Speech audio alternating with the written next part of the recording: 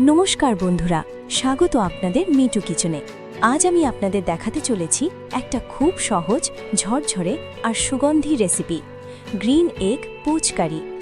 কম মশলায় কিন্তু স্বাদে একেবারে দুর্দান্ত। তাহলে আর দেরি না করে চলুন শুরু করা যাক আজকের রেসিপি। তার জন্য আমাদের লাগবে ডিম। আমি এখানে 8টা ডিম নিয়ে নিয়েছি। এবারে কড়াই গরম করে অল্প পরিমাণে তেল দিয়ে দেব। এখন সাবধানে ডিম ভেঙে কড়াইতে দেব।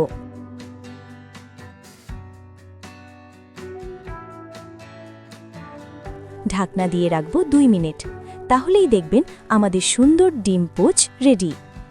এখন একে একে একইভাবে সবগুলো তৈরি করে নেব। দেখুন কত সুন্দর হয়েছে। এগুলো পাশে রেখে দেব। গ্রিন এগ কারি করব। তার জন্য লাগবে ধনেপাতা। এগুলো বেছে ধুয়ে নিয়েছি। লাগবে আদা, রসুন, কাঁচা লঙ্কা। ঝালটা আপনাদের পছন্দ মতো দেবেন। ধনেপাতা পেস্ট হয়ে গেছে।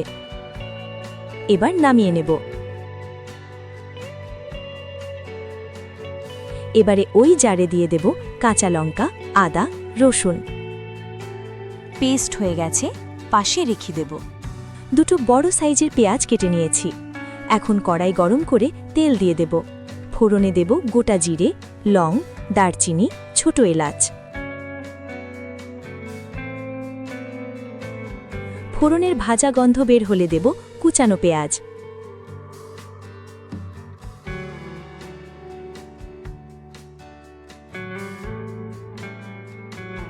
পেঁয়াজটা সোনালি হয়ে গেলে দিতে হবে মশলা। নেড়ে নেব।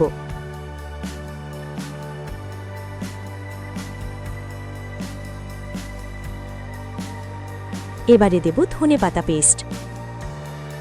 নেড়ে চেড়ে নেব।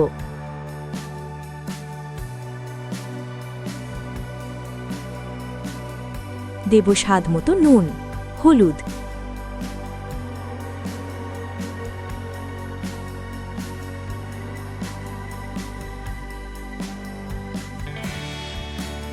সবকিছু ভালো করে ভেজে নিতে হবে যতক্ষণ না মশলার কাঁচা গন্ধ চলে গিয়ে সুন্দর ভাজা গন্ধ বের হয়।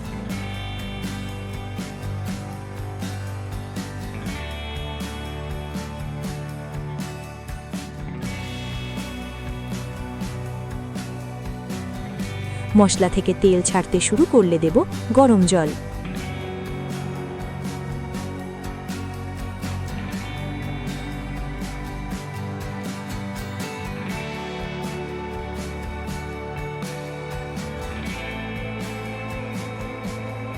গ্রেভি ফুটে উঠলে ডিম পোচগুলো আলতো হাতে ঢেলে দেব।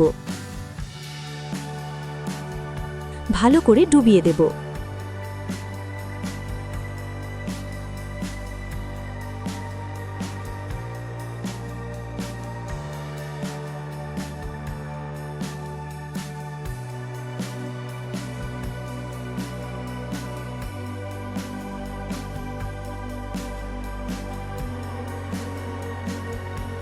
এবারে রান্না হতে দেব মিনিট 3 মতো। ব্যাস, তৈরি হয়ে গেল আমাদের আজকের গ্রিন এগ পোচ কারি। গরম ভাত বা রুটির সঙ্গে এটা খেতে অসাধারণ লাগে। আজকের ধনিয়া পাতা দিয়ে ডিম পোচ কারির স্বাদ যদি আপনাদের ভালো লেগে থাকে, তাহলে পরের ভিডিওটা একদম মিস করবেন না, কারণ মিটু কিচেনে আসছে ঝরঝরে, ক্রিমি আর super tasty chicken pasta recipe, যেটা বানানো যাবে একদম ঘরোয়া উপকরণে। ভালো লাগলে অবশ্যই লাইক করুন, চ্যানেলটা সাবস্ক্রাইব করুন আর বেল আইকনে ক্লিক করুন।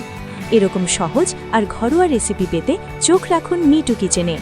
আজকের জন্য এই পর্যন্তই। আবার দেখা হবে নতুন রেসিপি নিয়ে। ধন্যবাদ।